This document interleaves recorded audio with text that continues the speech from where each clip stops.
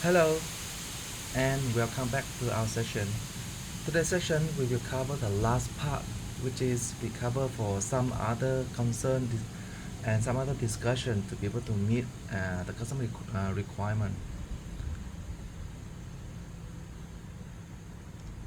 Okay, so in this topic today we will discuss two things. First of all is that there could be some concern from the customer that they may ask you, right? And there are some common errors when you do the integration you might face with, and how can we address those issues, right? So let's go to the first concern that customer might ask you. Now the first concern is that with the current workflow, every time user re-log into Wi-Fi, for example, if they go out for lunch and they come back to the office, they have to re-log in to the Captive portal again, right? So this might create very annoying, right? Not It means it's not really good user experience.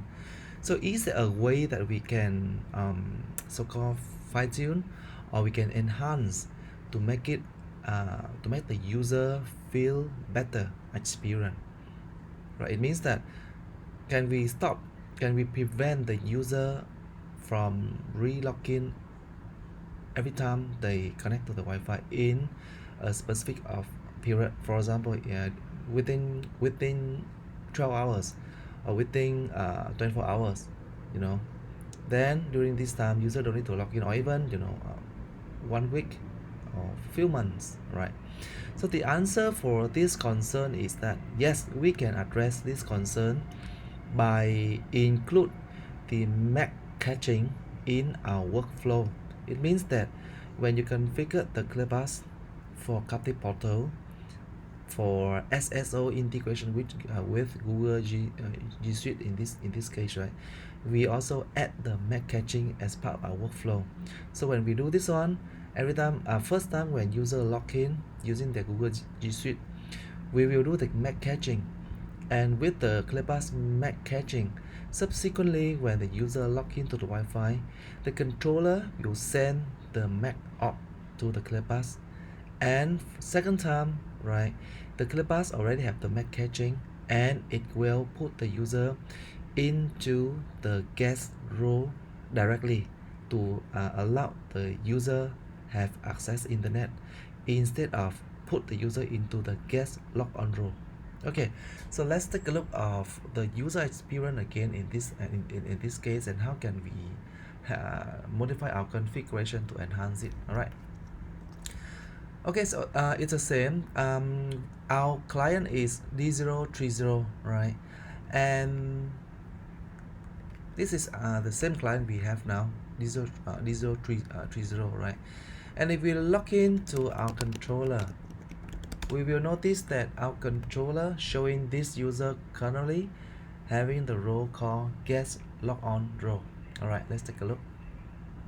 All right, as you can see from here, so with this role, it means that when the user try to access to the any website, right, they will get redirected to the Captive portal, and again we see the same landing page, right? And now let's try again. We click to this one, SAML login, same user, same password we have for this user, and tada, we have internet access for this user, right? Now what if we issue a COA, right, to disconnect this user?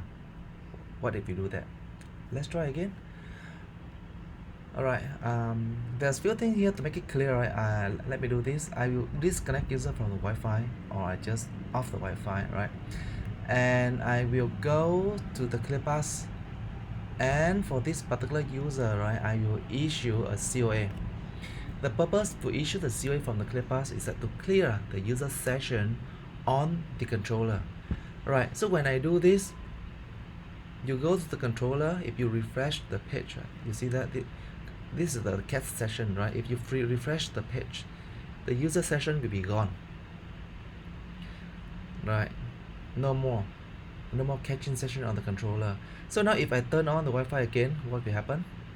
Yeah, it will try to connect to the Wi-Fi, and let me connect to this Wi-Fi. All right. Okay, so when I connect to the Wi-Fi, you notice right, it automatically redirect me to the Captive Portal, which is a landing page, right? So this is the behavior of Windows 10 if you put the pop-ups and use a default browser to get to this login page, right? And if we take a look at our controller, we will see that user get access and get to Wi-Fi and get assigned to this role, gets logged on role.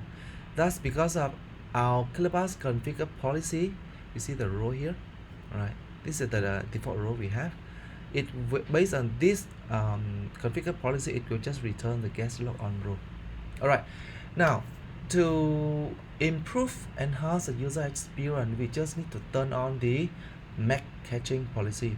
So the idea behind is that first time when user log in successfully to the Captive Portal under the SAML, right, authentication, we will record some caching information right to the ClearPass endpoint database, and then subsequently when user log in, we will do the authorization under the MAC auth, right, and then we will see if the user have the MAC caching based on our configure policy, and if they have the MAC caching role, then we will allow them to have access to internet.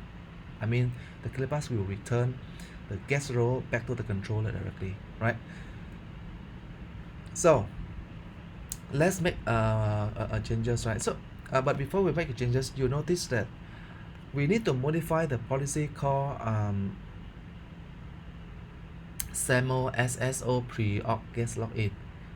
This is a policy where user hit login to the Captive Portal user SAML SSO authentication, right? So we need to go to that policy and we need to modify.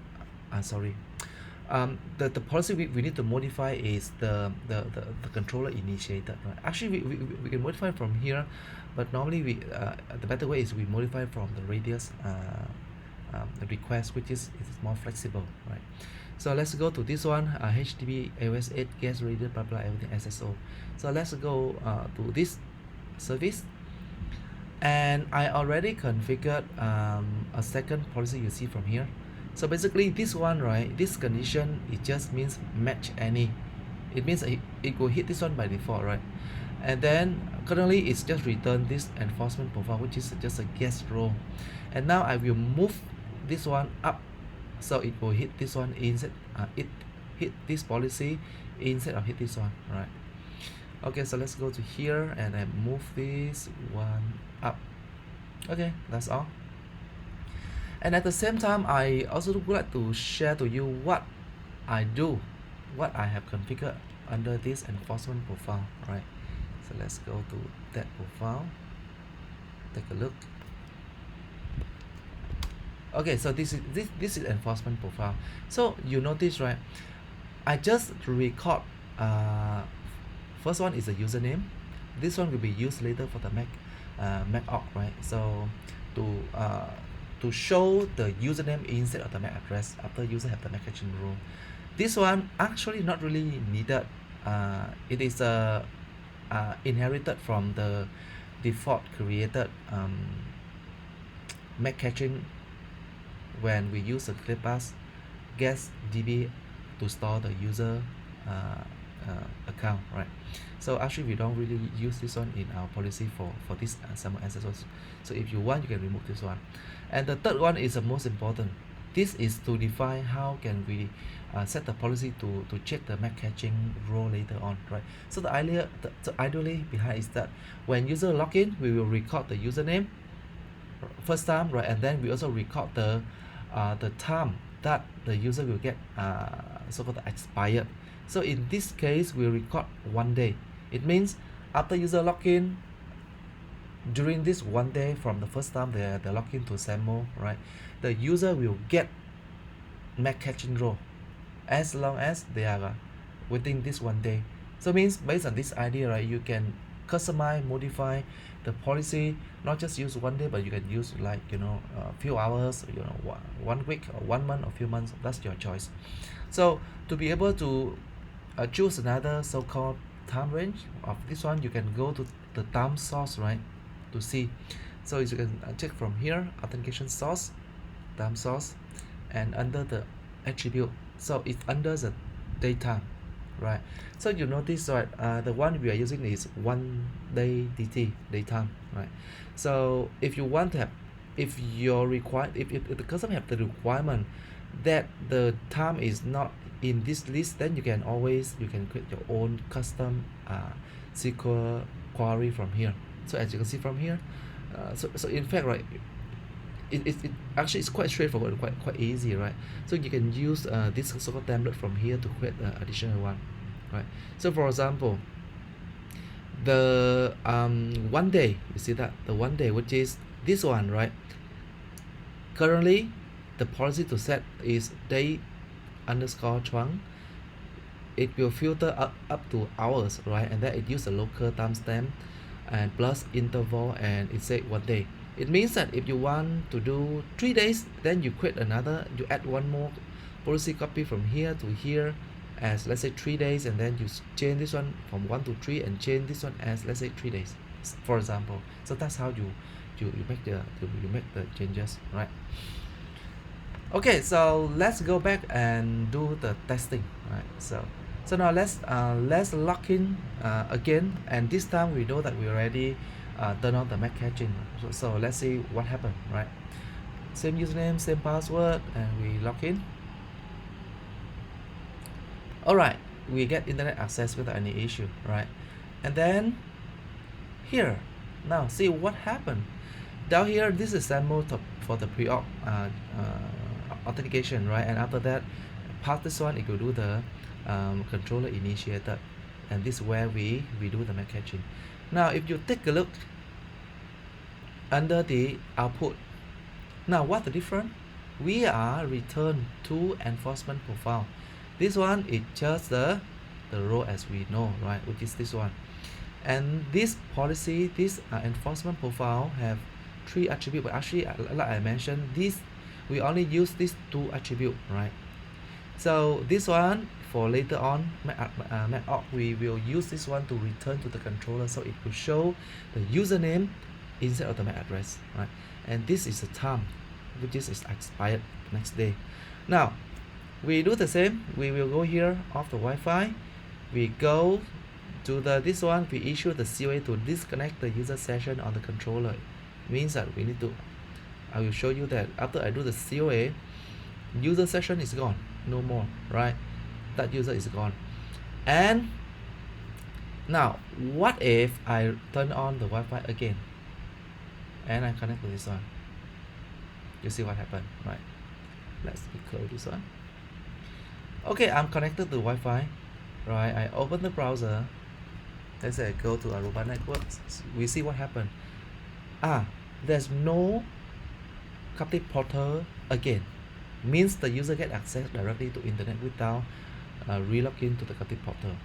Why? Because we already have the MAC caching. It means that from here, from 2, 3, 4, these 2 and 3, these are the policy we do in the first time login, which is we do the MAC caching.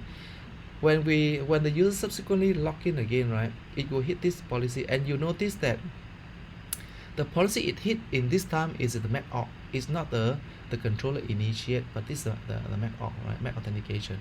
But it's different with the very first time user login in the MAC auth, which is the filter number 5.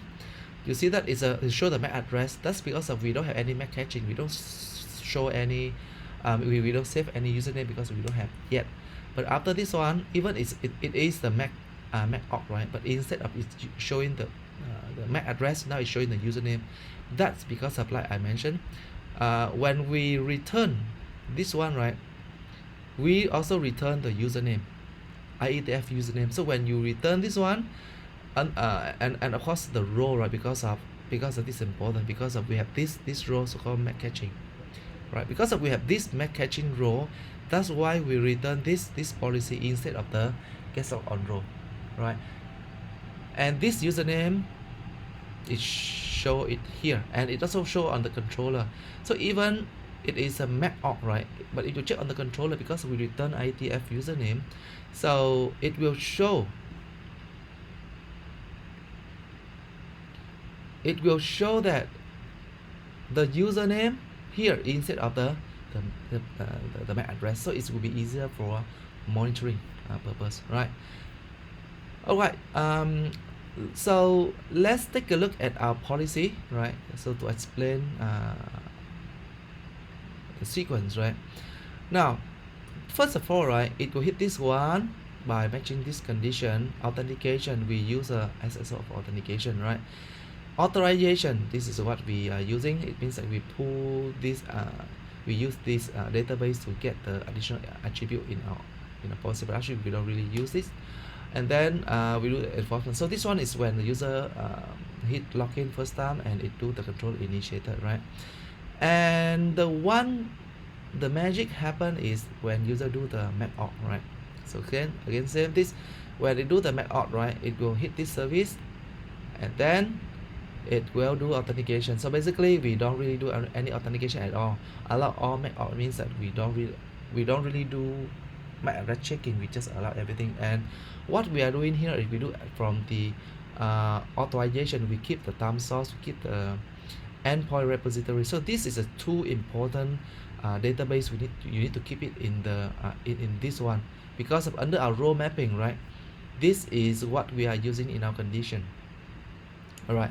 So in our condition, this endpoint we get from the endpoint database, and this time source we get from our time source database. So means we will compare the time, the current time on the ClearPass, and the time it catch under the endpoint database of this particular endpoint. If the current time it is less than, it's smaller than or earlier than the time we catch in the endpoint, it means 1 day later, then we will return this. We will return this row, right? So please take note that this is a particular policy we use for this particular use case for MAC catching for SSO. The above condition you see from here we can't really use.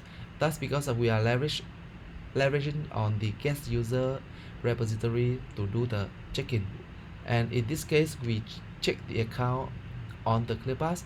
This one we check the account on the ID. So these two from 1 to 3 4 are for different use case, but so you just ignore this. So just focus 5 also for different use case. The one we are using in this workflow is this particular one, right?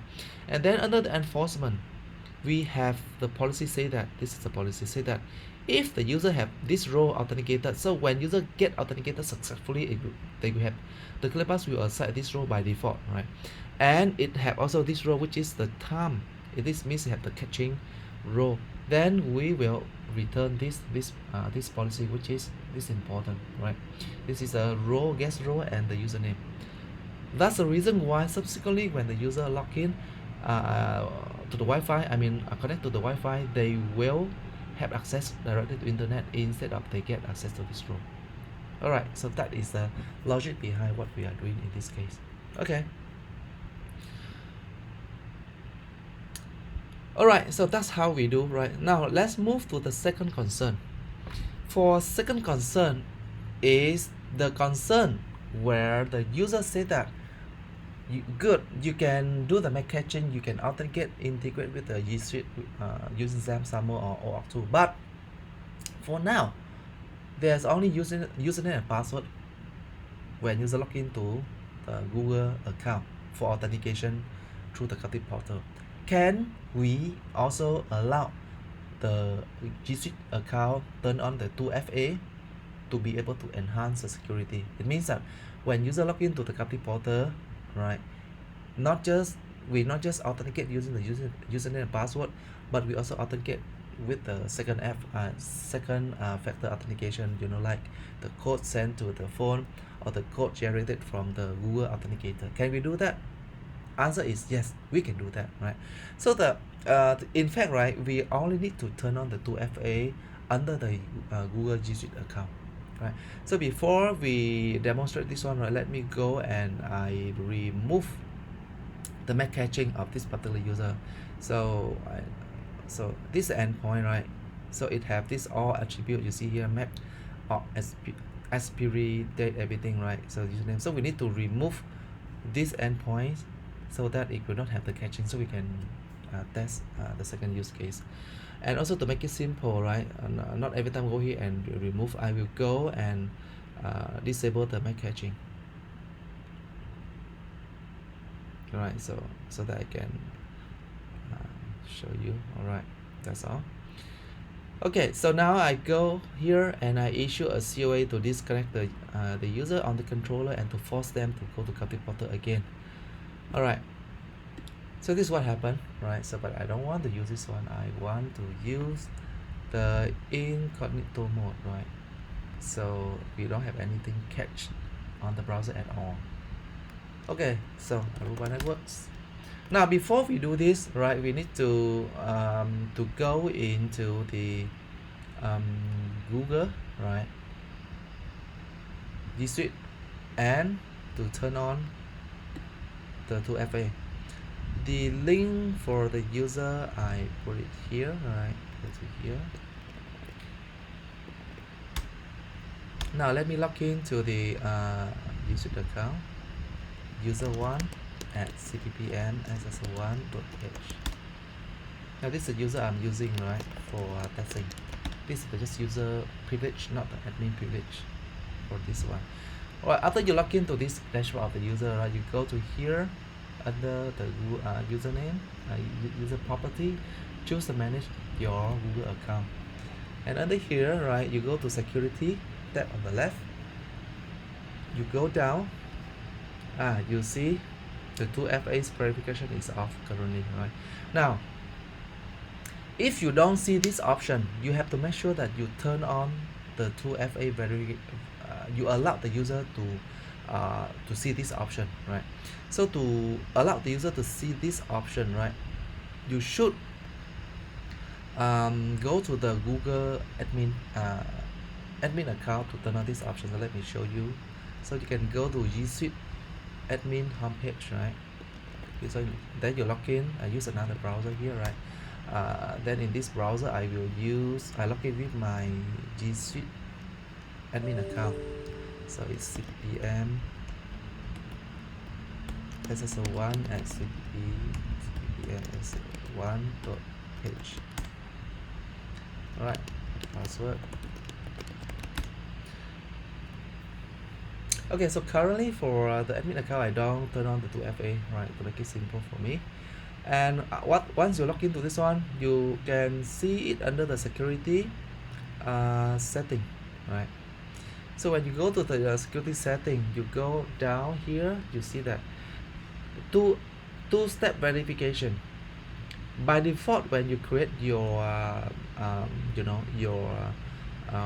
trial account, this option is off. So means if this option is off, the user will not see the option to turn on 2FA. So you have to go to admin account and turn on this option first.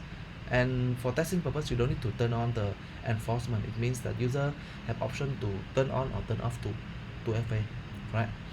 So let's turn on the 2FA verification on the user. Just click over here, get started, and then log in again with this user account, right? So username, password, then I key in my Singapore phone number. Please key in your correct phone number, right? So after you key in this your phone number, you can choose just click next. So it will Google will send to your phone number with a code, right? So now let me check my phone number. Okay, I'm still waiting, right?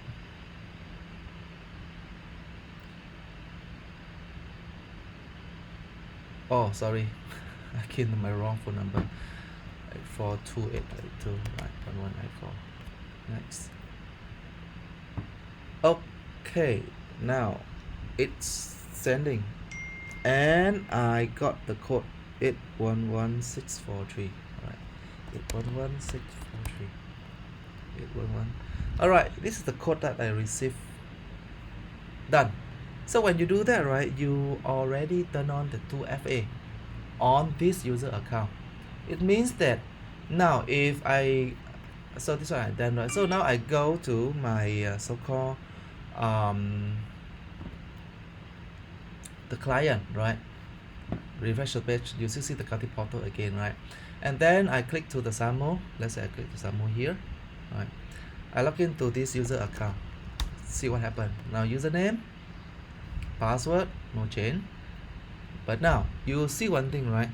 It asks me to key in the code, right?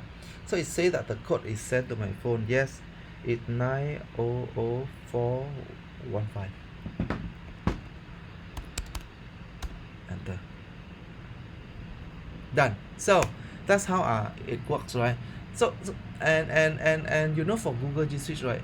Instead you use your phone number to receive the code, you can install the Google Authenticator. You can, if you use Android or iPhone, you go to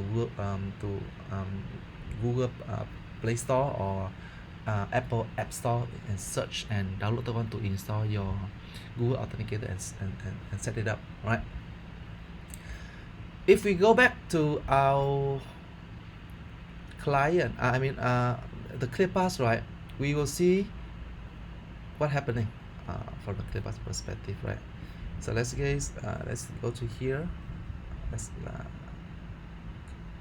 close this, right? And okay, so actually it is from the ClearPass perspective, it's exactly the same, right? So 2FA is actually affected only on the Google side, but the workflow on the ClearPass is exactly the same, right? So as you can see from here, user login without any issue, and then they can get access to internet, right? And of course, if you turn on the MAC caching, then subsequently when user log in, they don't need to log in again, right? But for this testing, I purposely turn off to show you to make it faster, right? So now I just show you the SAMO process, right? So now I show you another one for OAuth2. So I just need to go here. I issue the CUA to disconnect the user, and it will get access to Kati portal again. That's because I don't do the MAC caching, right? So that's why it's fast for demo. Okay, so done. I go to this one again, but I need to close this page. Now remember, when you do the SSO, if you don't close your browser already saved the token. So subsequently, right, you may not need to key in your G.Suite user password again. So for the demo purpose, that's why I always use the I close the incognito and then I reopen the new one, so that all the session, all the cache will be gone. So it allowed me to relog in again, right?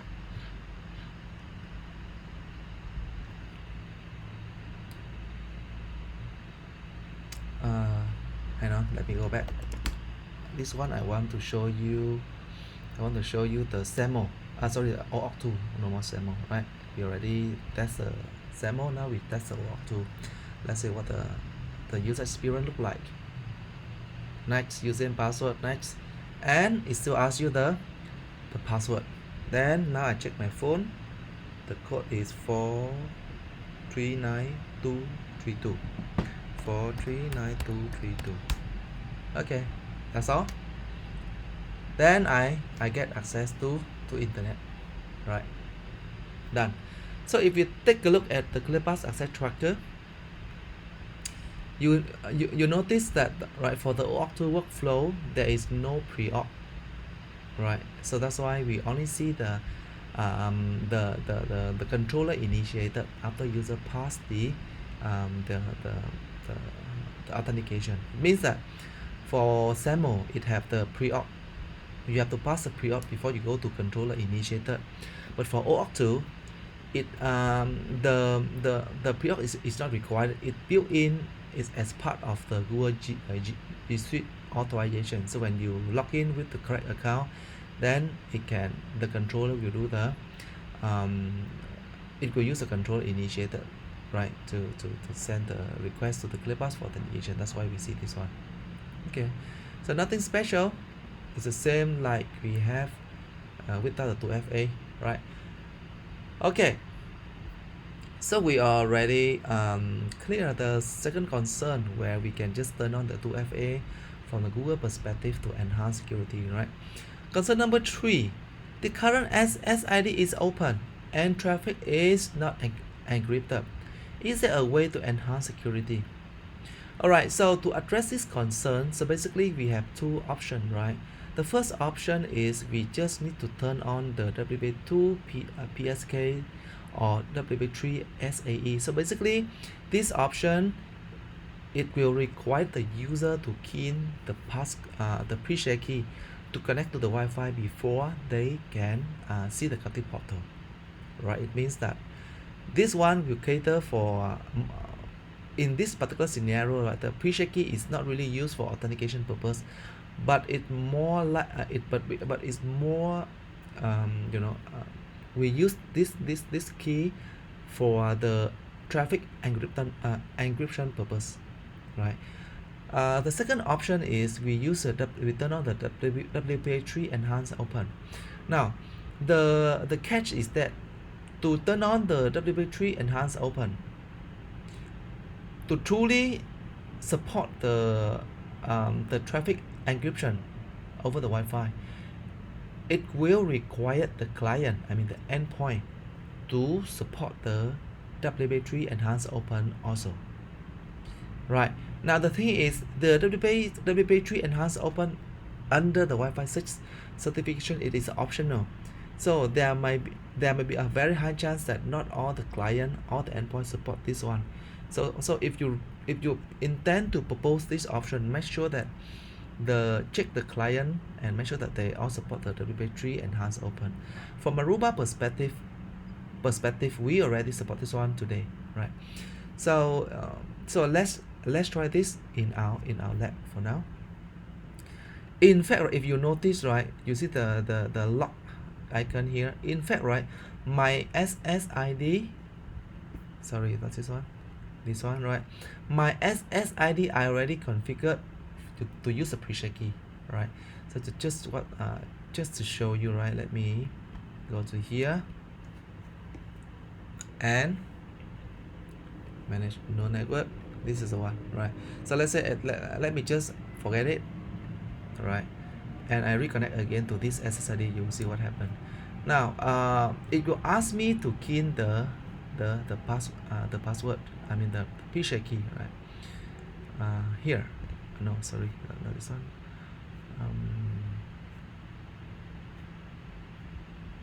Sorry, I have quite lots of SSID in our lab, so it's a bit difficult to find my one. HGB AOS8. Yes, here, right? So you see the icon, the lock icon here. It means that when you collect, it asks you to get the key. So I already configured the key, right? So I just click the key and I connect. So when I do this one, right? So for now, the user still can get access to internet by default, right? That's because of I haven't cleared the session yet. So I need to go to here and I just issue the COA to clear the session, right? Okay, so the idea here is that when I turn on that one, you notice when I clear the cache session on the controller, even I connected to the the guest Wi-Fi using the pre-share key, it still bring me to the Captive portal for authentication again, right? So I can just to show you again, I let it off the Wi-Fi again, just to make sure that it's clear to you, right? Let me clear the session on the controller. I reconnect the Wi-Fi again. Let me close this the one. Okay, connected, right? I just open the incognito aruba.com. Then you see that it's bring me to Captive portal again. So now means even after the again the key, but the key is more like for traffic encryption. It means that the communication from this endpoint to the to Aruba Wi-Fi, the traffic will be encrypted. If someone do the snipping, they will not be able to decode, right? Okay, so let's try to log in again. Let's say we use a SAML workflow to log in. Username, password, and of course a key, because I turned on the 2FA. Let me see what's the key I have now. 731167. 731167. Okay, so as you can see, we get access to internet, right? Okay, so it's very much simple, right? So I leave this option for you to do the practice for turn on WPA3 enhance open, right? And just give you very quick one of what I have done on the controller, right, to turn on that. So basically what I do is that for testing purpose, right, I create a new web. I call it WPA3 web HTTP AOS8 guest SAE, right? The one that I have with the encryption is this one, so I remove this one from the list, right? So it has the same setting, everything is the same. The only difference is the SSID, which is now I use a pre-share key, and a GPA profile to support the pre-share key, right? So if you want to see the detail, okay, let me do this, right? I go to here, admin, reference, turn on this one, then I go to AP group, HQ, open the profile. Let me show you the configure from here, right? Web. So not this one, the guest SAD, right? This is the one. So if you notice, actually everything is the same VLAN, right? Same SSID name, right? But the difference is here I turn on WPA3 as AES, right? Now this is a WPA3 so-called the enhanced version of the WPA2 pre-share key. But in Aruba, right, we also have this option called op mode transition. So this is turned on by default. It means that when I configure WP3 for the endpoint that do not support WP3 yet, they only support WP2 pre-share key, they still can connect to this SSID using the WP2 pre-share key standard.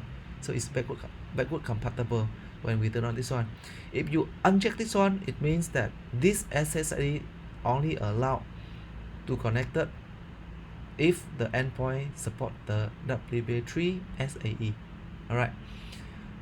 So when you configure this SSID as a pre-share key, right, you have to make sure that your AAA profile, you see that I also create a new one to allow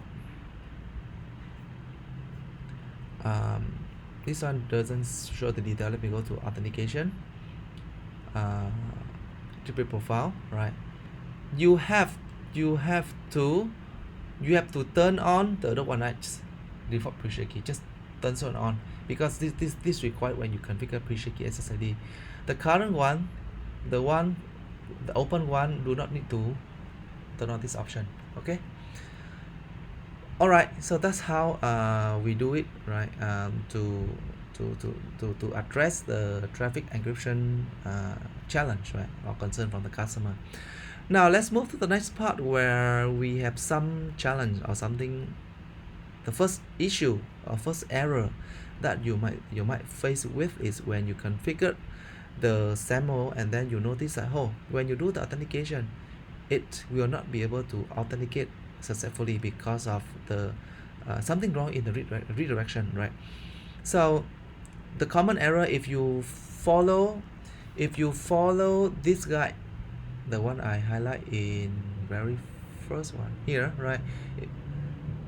For Singapore, particularly for Singapore, right, this one is missing. It means that you need to add this one in the whitelist under the controller to be able to allow authentication using the SAML, SSO or OAuth2 SSO authentication successfully, right? If missing this one, it will not work. So let me demonstrate, right? So let me go to the guest log on row, and I remove right? So you see the policy, right? So currently the policy, it allowed this one. It means that it whitelists the access to those URL under the cloud login Google. So I go to alias cloud login Google should be here. Here, right? So it already have this allow. Let's say I remove this one. Submit. Push down. Now when you do this, right, and if you demo to the customer, make sure you wait for 1 or 2 minutes, right? And at the same time, you also make sure that you clear the session on the controller to force the user to re-authenticate and reassign a new role with the new policy, with the updated policy to the client, right? So that if you apply the new policy. So I go to here, let's say wait for a while, but if you, let's say you don't want to wait, right? There's a you can go directly, you can SSH to the controller and check, right? Let's say, just to make sure that we show user, right? So let's see. Okay, so this is my user, right? So it's still catch. This is a catch session, right? But let me show net destination, right? At least what we have here is the, let's see, this is the one, right? So you see that under this alias, right, the google.com.hg already gone. Means that now you can go to the ClearPass and you can, alright, so session is not here. Let me see. There's few way, right? You can go to there, or you can, let me try again. Okay, issue the COA. So when you issue the COA, right, the user session will be gone, and then it will re-authenticate, and now the role it have on this guy is this one, right? And now we know that under this role, right, it will only whitelist this list of the URL, I mean the FQDN, right? So if we go here, let's say close this page, right? If we go here and we try again, let's see what happened, right? Aruba networks. Okay, let me log into the SAML again. SAML. What I search as it catch in the browser. So let me make sure that it's here, it's still here. So you see that I have to close, right? I have to close all the incognito browser so that my session will be clear on the browser. If not, it will catch the token in the browser, and then it will not show me the login page again. Right, so go to here, try again. Okay, so this time I will try, and what I expect is that my authentication, my login will fail. Username, same password, and the key, right? Now my key in this term will be 675,095. 675,095. Now you notice what will happen. This is exactly what happened I just mentioned about. You see that because of as part of the workflow, the browser need to communicate with the Google browser from this endpoint, access to access to this FQDN. But because of this one is not whitelisted, so it get so-called blocked, and the controller just intercept the request and do the redirection. So that's why the browser will think that, hey, someone hijacked my session. So that's why it will not allow, right? So you see here, right?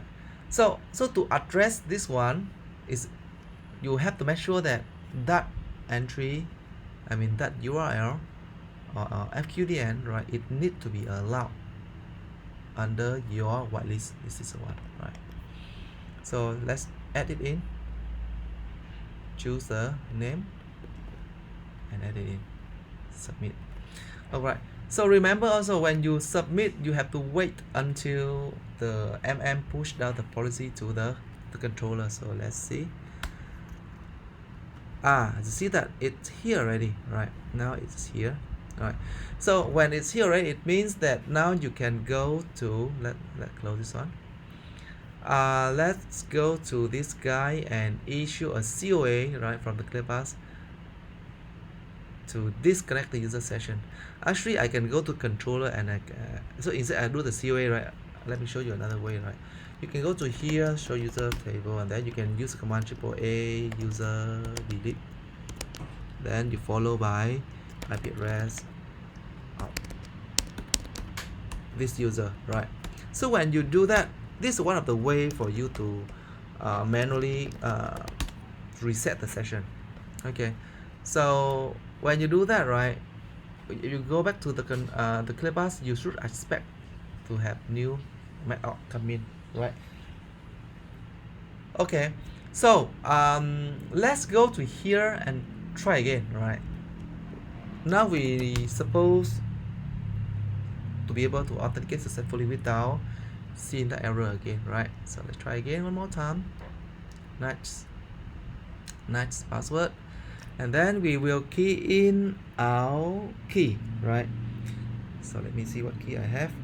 073028 073028, enter. Okay, now if you still see this one, right, it means that you have to wait for a while for the policy to be enforced on the controller. So let me try one more time. Close this one. I go to the controller, clear the session, right? Let me issue a COA, or you can delete the session, is the same, right?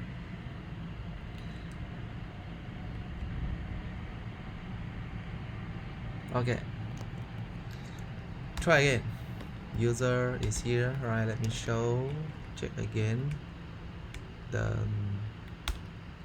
alias, right? Show right SSID AOS8 guess log on. Let's see, it's already applied. Yes, correct. So now it should work, right? Try one more time. Don't be worried, right? Just try and make sure you get familiar with this one. Wait maybe 1-2 minutes before you demo to ensure that it truly work. Okay, next password, next, and the key again. Let me see. 368215. 368215. Next. I still have this one. Let me see. I might need to try this. Okay, and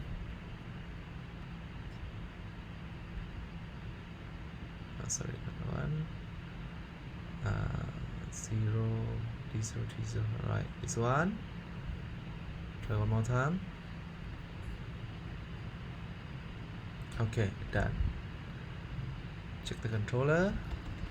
Show user. Okay, gone. Turn on the Wi-Fi again. Connect. Open the incognito browser. Go to this one again. Try one more time.